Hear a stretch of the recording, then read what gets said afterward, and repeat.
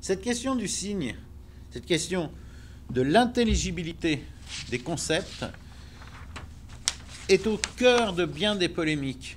Je me souviens d'un journaliste scientifique américain qui racontait d'une façon assez drôle, mais pathétique, parce que c'est une expérience qui est tellement fréquente, son bras de fer avec un scientifique, un spécialiste de l'élevage des poulets, je crois.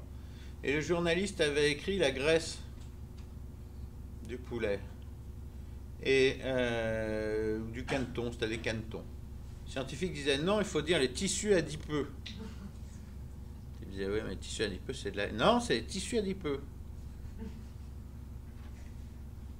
Vous vous souvenez, avec notre public, dont l'attention, comme la nôtre, est de plus en plus évanescente, de plus en plus courte, qui doit être conquise à quelque chose. Si je veux parler aux Québécois de science, je dois les soustraire au match, je sais pas quoi, Montréal-Québec, ou aux jumeaux de Céline Dion. Mais d'une façon générale, je dois les prendre quelque part, ces publics. Je dois les convaincre que c'est plus intéressant. Si je ne veux pas parler aux plus cultivés, ben, le tissu adipeux, ça ne va pas le faire pour ça. Mais allons plus loin. Ce que ce scientifique, ce que ce chercheur n'avait pas compris, puisque la plupart, beaucoup de nos collègues estimés et remarquables, allez, pas beaucoup, certains de nos collègues sont convaincus d'avoir en eux-mêmes la clé du jugement des choses quand il s'agit de communication sociale. Ignorant par là même qu'il y a des sociétés savantes, qu'il y a des revues savantes, des colloques annuels et qu'il y a des gens qui travaillent et qui réfléchissent à ces questions. Pourquoi est-ce qu'on y réfléchit? Parce que ces questions sont compliquées. Je suis sûr que si je me basais sur le campus et que je disais qu'est-ce qu'il faut faire en matière de vulgarisation, il y a très peu de gens qui me répondraient bah, je sais pas, il faudrait que je lise des actes de colloque avant de pouvoir vous répondre. Je leur disais qu'est-ce qu'il faudrait faire en matière de phosphorylation des protéines. Les trois quarts des gens que je répondrais diraient attendez, moi je suis un spécialiste de la physique des hautes énergies, j'en sais rien. Mais il est tellement facile d'avoir un avis sans le réfléchir. Je vous en donne un autre exemple avant de reprendre le fil de mon discours. La beauté d'une conférence, c'est qu'on peut s'éloigner et revenir. On a souvent entendu, les journalistes veulent toujours que ça serve à quelque chose, la science. Ils ont une conception utilitariste, la société en général, et les journalistes surtout, ont une conception utilitariste de la science. Quand ils viennent voir des chercheurs, ils veulent que ça serve à quelque chose, veulent que ça rapporte, etc., etc. Vous êtes d'accord avec ça? En tout cas, vous l'avez, j'imagine, entendu, vu ou ressenti. Moi, j'ai souvent rencontré, ou lu.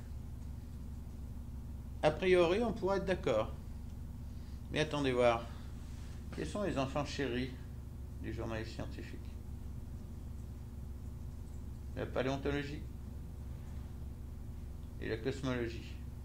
Certainement les deux choses qui servent le moins à quoi que ce soit. Ce sont les deux sujets types du journaliste scientifique. Il me semble que cette contradiction-là, au moins, elle est évidente. Il n'y a pas besoin de lire beaucoup de choses pour se la poser. Vous voyez que c'est plus compliqué que ça. Revenons à nos moutons. Le problème de la signification. La plupart des scientifiques portent, parce qu'ils n'ont pas été formés correctement à la communication des sciences, alors que c'est un élément essentiel de la carrière de tout scientifique et du professionnalisme de tout scientifique. Au même titre que l'utilisation d'un spectromètre de masse ou de ce que vous voudrez, communication scientifique, je suis toujours surpris de voir que la plupart des formations de scientifiques en sciences de la nature ne comprennent pas de cours obligatoires de communication scientifique. C'est là les desservir.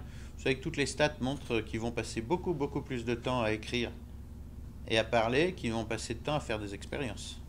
Le rapport doit être de 1 à 4 ou de 1 à 5. Mais quoi qu'il en soit, quelle est la complication là-dedans? D'abord le sens.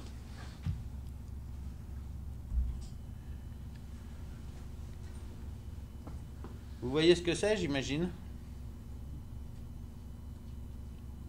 Une goutte d'eau, on est d'accord? Elle fait sens pour vous. Et pourtant, c'est une abomination, si on y réfléchit. Jamais, au grand jamais, une goutte d'eau n'a eu cette forme. Il y a quelque chose qui s'appelle la tension superficielle, qui veut qu'un liquide occupe le plus petit volume disponible. C'est ce qui permet à l'eau de dépasser légèrement sans déborder le rebord de votre verre. Vous en avez tous fait l'expérience. Donc une goutte d'eau, c'est rond. Maintenant, essayez de dessiner des ballons de plage et de faire sens avec ça. Et d'espérer que les gens y reconnaîtront des gouttes d'eau. Choisir ça en sachant que c'est faux, c'est choisir le sens, plutôt que de choisir la réalité scientifique des choses. À laquelle faut-il choisir? Là non plus, je n'ai pas forcément la façon de le graduer, mais on peut suggérer quelque chose. C'est de faire la distinction. Et beaucoup de gens ne la font pas. C'est encore un élément de cette impensée autour de la vulgarisation scientifique. La distinction entre la justesse et la précision, ou l'exactitude. Parce que non seulement la justesse n'a rien à voir avec l'exactitude, mais dans certains cas, la justesse est le contraire de l'exactitude. Parce que, voyez-vous, et assimiler les deux, interdit de penser la vulgarisation. Parce que, voyez-vous, l'exactitude est une notion absolue. Quelque chose est plus ou moins exact, point. La justesse, elle, est une notion relative. Relative à la situation de communication, relative au destinataire. Donc, quand on dit ce que vous dites est faux, par exemple, en fait, si on y avait réfléchi, ce qu'il faudrait dire, c'est ce que vous dites est inexact. Ça peut être inexact mais juste, car adapté. Et à l'inverse, ça peut être exact mais faux.